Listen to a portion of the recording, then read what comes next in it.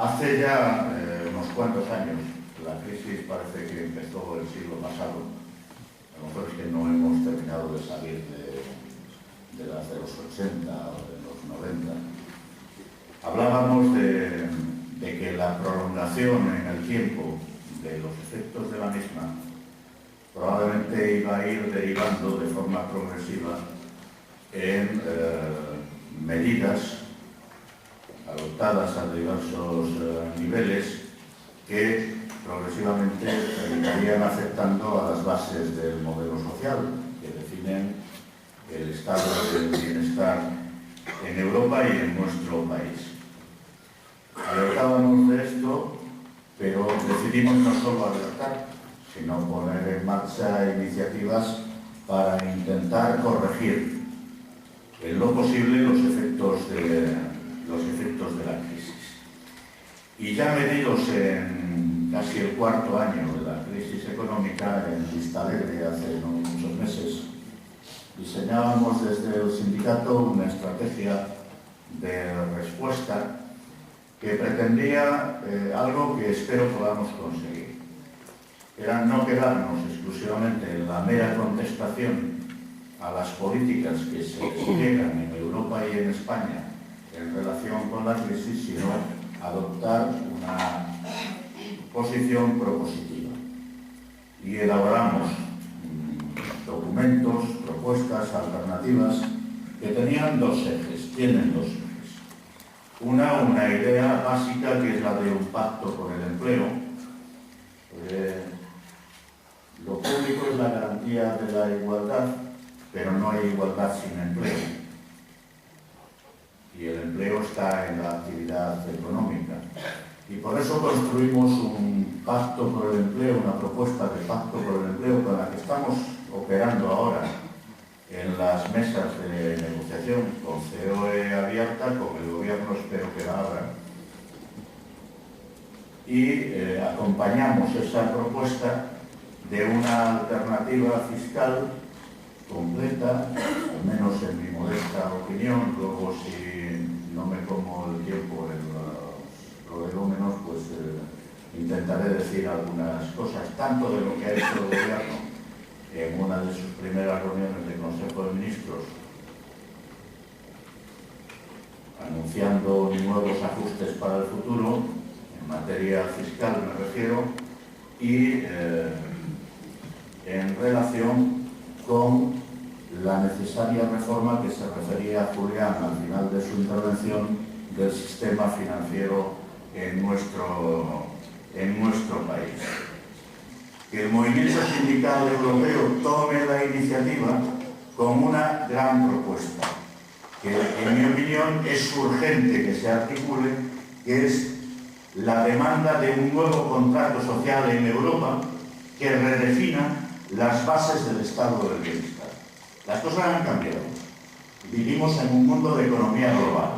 Ya no se puede operar en este contexto como operábamos o como se operaba en los años 70 del siglo pasado, en los 80 o incluso en esta primera década de este siglo. Las cosas van a cambiar más todavía. Y lo público, en nuestra opinión, puede seguir jugando un papel protagonista. Pero la base para que lo haga es la fiscalidad. Aquello que determinó el gran pacto que se configuró en Europa a partir de la Segunda Guerra Mundial. Una potente fiscalidad que permite una presencia ordenada del Estado para proveer a la ciudadanía de bienes y servicios que el mercado por sí solo no es capaz de garantizar, o al menos de garantizar en condiciones de acceso universal para su disfrute por el conjunto de la población. Esta es la esencia, en mi opinión, del debate urgente que necesita realizar la sociedad europea y la española dentro de la misma en este momento. La crisis lo ocupa todo. Y la crisis aparece como la gran coartada para algunos para cambiar las bases de la organización social. Nosotros, que partimos de considerar que la crisis es real, que no es un invento, está ahí, que tiene efectos. Yo no voy a entrar ahora en la identificación, ya lo hemos hecho hasta la saciedad y sobre todo dentro del sindicato, de los responsables de esta situación, personales y colectivos, de las víctimas, afecta al conjunto de la sociedad, pero está ahí. Y está ahí, y hay quien pretende decir que hay una sola manera de enfrentar sus efectos y buscar la línea de operar para la salida de la misma. No es cierto. Y es aquí donde entra en juego la ideología, los valores, el papel, pero se nos antoja que tiene unas cuantas fallas importantes. A lo mejor algunas se corrigen o se acentúan cuando el gobierno elabore sus presupuestos a partir de los datos, supongo, de la Unión Europea en cuanto a la expectativa de crecimiento para nuestro país o cuando pasen las elecciones en Andalucía. Varias cosas. La española, y esta es la clave de muchas de las cosas que nos están pasando, se ha reducido sensiblemente a través de sucesivas reformas fiscales que se han hecho en España con gobiernos del Partido Socialista y con gobiernos del Partido Popular. Y en la crisis se ha estrechado más todavía, pero no solo por efecto de la caída de la actividad económica, se ha estrechado por una configuración de la dieta de impuestos inadecuada. Se había venido practicando una desfiscalización de las rentas del capital y de los niveles más altos de renta en nuestro país, y los efectos de esa política, de esas políticas desfiscalizadoras de las tres últimas reformas fiscales, se han visto en toda su amplitud en el contexto de crisis. No es que se haya desplomado la economía, que se ha desplomado como consecuencia de la apuesta por el sector de la construcción inmobiliaria que, en maridaje con la especulación financiera, generó unas bases escasamente sólidas, por decirlo de forma suave, de desarrollo en nuestro país en la década pasada. Pero es que el desplome fiscal, cuando la economía cayó el 3,7% en el año 2009, fue del 25%. No fue solo la burbuja inmobiliaria lo que estalló. Saltaron las costuras de un sistema fiscal inadecuado, inapropiado y sobre todo para hacer las cosas que en estos momentos, en plena crisis, necesitamos hacer. España necesita urgentemente, si quiere sostener el modelo social, recomponer su base fiscal. Decía, algo se ha hecho en ese Consejo de Ministros. Nosotros apuntamos una línea de reforma fiscal que invitaba al gobierno, si es posible desde el pacto con la sociedad, a renunciar a la subida de los impuestos indirectos. De momento esto se sostiene. E invitábamos a tomar el camino de la subida de la contribución fiscal directa. Esto se ha hecho en parte. Sucede que se hace para un periodo de tiempo de 3 años, cuando debería ser estructural, y sucede que se carga, al menos momentáneamente, exclusivamente o casi exclusivamente, sobre las rentas del trabajo, desequilibrando un tanto más el reparto de la carga fiscal en nuestro país, o la contribución, dicho de otra manera, de los distintos sectores de la sociedad española a generar los recursos para enfrentar esta fase de la crisis. Se han hecho cosas en relación con las rentas del capital, con esa escala que se ha aprobado. Pero para conseguir un ajuste fiscal superior a 40.000 millones de euros, esto es insuficiente y no se arregla solo con la tijera de podar, porque entonces sí saltarían las costuras del modelo social. Sería insostenible. Las pensiones públicas, la protección por desempleo, la sanidad, la educación, la atención a la dependencia, los servicios sociales prestados por comunidades autónomas y ayuntamientos, si no se va más allá que buscando una forma de actuar exclusivamente sobre el recorte del gasto. Nosotros no somos apóstoles del déficit. El déficit hay que corregirlo.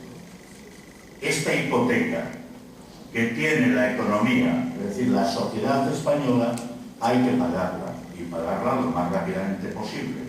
Pero hay que pagarla haciendo compatible la reducción del déficit y la deuda pública con el desarrollo de la actividad económica.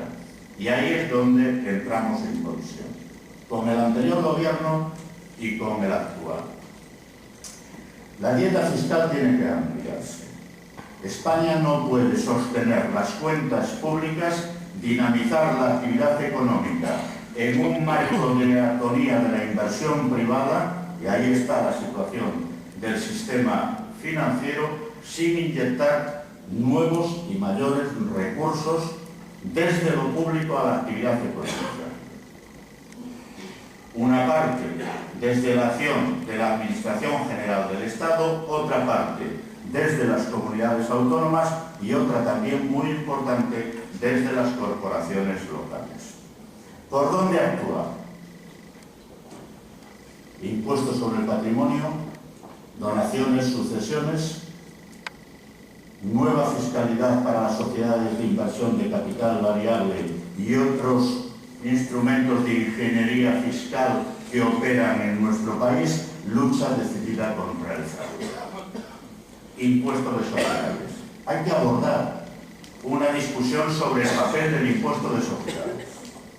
La estimación objetiva es una antiguaya que además penaliza a unos sectores de profesiones liberales autónomos y beneficia grandemente a otros, quienes pueden ocultar parte de las cuentas que se derivan de su actividad. Y hay que pasar de la estimación objetiva a otra, que se acomode más al funcionamiento de una sociedad. Yo sé que los partidos políticos que quieren gobernar tienen dificultades para enfrentar estas cosas, porque son 3 millones de potenciales votantes. El impuesto de sociedades tiene que redefinirse. Tenemos un tipo irreal de impuesto de sociedades. A lo mejor es posible bajarlo, pero tiene que operar en la realidad con su potencia recaudatoria. No es posible, no es explicable que en el año 2007 la Hacienda Pública recaudase 44.000 millones de euros por el impuesto de sociedades, un poco más, y en el año 2010, en el ejercicio fiscal del año 2010, poco más de 16.000 millones. No tiene que ver con el desplome de la actividad económica, tiene que ver con formas muy instaladas de burlar la fiscalidad por parte de gran parte de las empresas. Paradójicamente, se dice, hay que apoyar a la pyme. Bueno, pues las pymes pagan más. Por el impuesto de sociedades a la hacienda pública contribuyen más que las grandes empresas. Exenciones, bonificaciones, estimaciones, etcétera, etcétera, que han servido para burlar gran parte de la contribución fiscal. Una alternativa, porque no queremos quedarnos solo en la crítica. Eliminar subvenciones, exenciones, bonificaciones en el impuesto de sociedades y reservarlo exclusivamente para aquellas empresas, sociedades que reinvierten en el tejido productivo para dinamizar actividad, sostener actividad, en definitiva, sostener o generar empleo. Y primar precisamente a aquellas empresas que de verdad se comprometan con el país en la situación que estamos atravesando. Esto es básico. Ensanchar la base fiscal para dotar a las administraciones públicas de capacidad sustitutiva en parte hoy de la inactividad de la parte privada de la economía es fundamental para sostener el modelo social. Si no, la única alternativa será el recorte, el ajuste y el quebranto de las bases por las que circula la distribución de la riqueza en nuestro país, ensanchando el diferencial entre los sectores menos favorecidos y las clases más favorecidas de la sociedad española. El debate fiscal es fundamental. Sin fiscalidad no hay sostenimiento del modelo social ni en España ni en Europa. Y este debate es básico, en nuestra opinión. Reforma del sistema financiero. Nos dice el presidente del gobierno, en directo, en la entrevista que tuvimos cuando todavía no lo era, y después a través de los medios. Creo que debe pasar de hablar con nosotros a través de los medios a hacerlo directamente ahora que es presidente del gobierno. Que lo prioritario en España es una reforma laboral. En España ha habido una reforma laboral hace un año y medio, que ha sido un estrepitoso fracaso.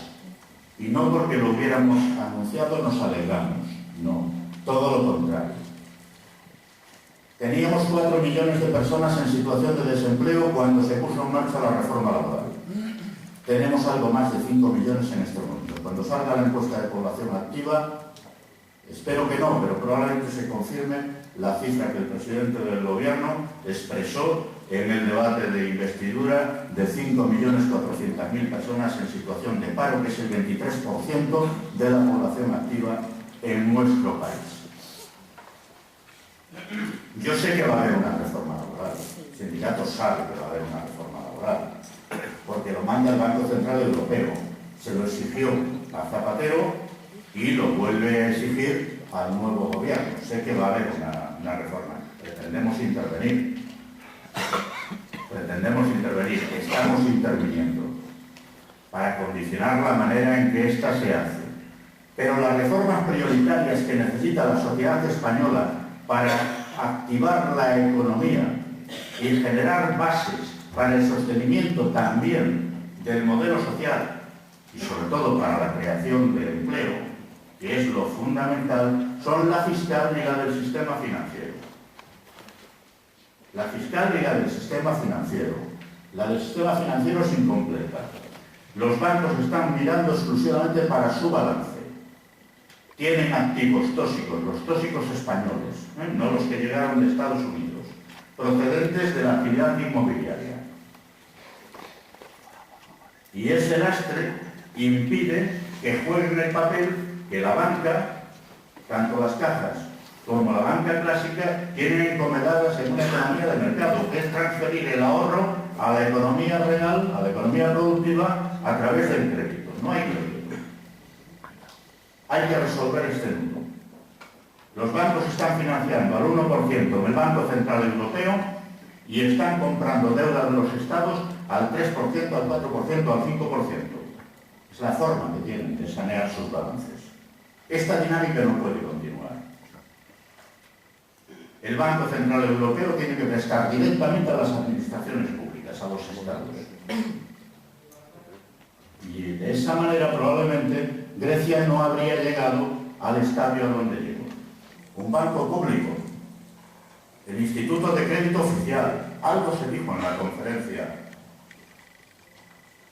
realizada con las comunidades autónomas hace unos días, de forma incompleta, en mi opinión, porque no han abordado la financiación de las corporaciones locales, que me parece básica y donde tenemos en riesgo cantidad importante de servicios y de empleo, centenares de miles. Las líneas ICO tienen que operar, y tiene que operar el ICO directamente, no a través de la intermediación de los bancos, que prestan el dinero cuando lo prestan al 6%, que pone el ICO a su disposición. A las empresas y a las administraciones no puede seguir funcionando así. ¿Por qué no se integra en la red del ICO la red de las cajas nacionalizadas? Si ya son del Estado. Nosotros ofrecemos un pacto de rentas. Pero un pacto de rentas no puede ser solo un pacto de salarios. Sí. Un pacto de rentas es un pacto fiscal, es un pacto de salarios y es un pacto de precios. Al tiempo que se exige, y nosotros estamos dispuestos a pedirles esfuerzo a la gente trabajadora de este país. Moderación, contención, incluso reducción de las rentas salariales,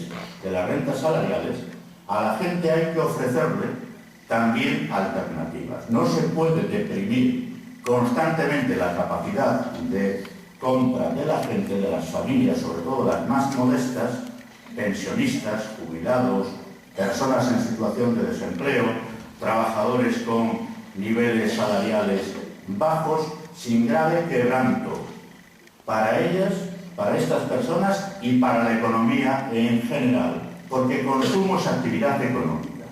Y si se deprimen constantemente las rentas salariales, se deprime el consumo. Y por esto, entre otras cosas, estamos entrando otra vez en recesión, si no estamos ya veremos cuando afloren los nuevos datos. Contención de precios básicos que determinan la parte fundamental de la cesta de la compra de las familias más modestas. Alimentos, compromiso del sector de la distribución. Energía, gas y electricidad, precios regulados, competencia de las administraciones públicas. Transporte, precios regulados, competencia de las administraciones públicas, locales, autonómicas y en general. Fiscalidad, precios y salarios pueden conformar un pacto de rentas a través del cual la sociedad española trabaje decididamente para superar con una contribución equitativa de esfuerzos esta fase aguda de la crisis económica. Si no, el año 2012 será un año durísimo.